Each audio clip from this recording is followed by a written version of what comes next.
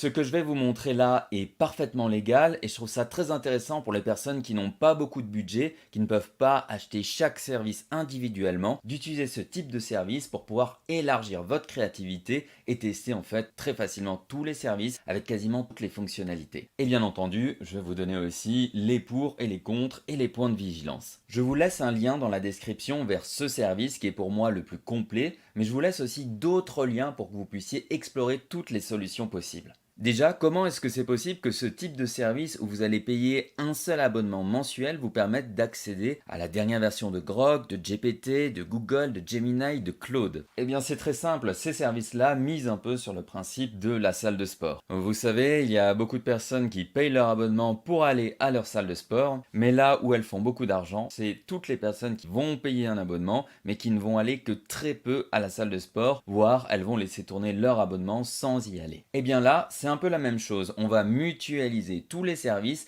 et les mettre à disposition de plein d'utilisateurs qui vont payer un abonnement mensuel. Et ces abonnements-là vont être beaucoup plus bas que si vous alliez acheter chaque service individuellement. Pour vous donner un ordre d'idée, ça commence à 5 euros par mois et l'abonnement à 23 euros vous permet déjà de faire énormément de choses et bien entendu d'accéder à toutes les IA. Et vous, quand vous accédez à une intelligence artificielle, par exemple Claude, eh bien vous allez sur le site de Claude et vous allez payer un abonnement. Eux, ce qu'ils font, c'est qu'ils vont connecter des API. Donc si vous voulez, ils vont payer directement ces différents services à l'usage, ce qui va permettre de mettre à disposition ce service pour l'ensemble de leur utilisateurs.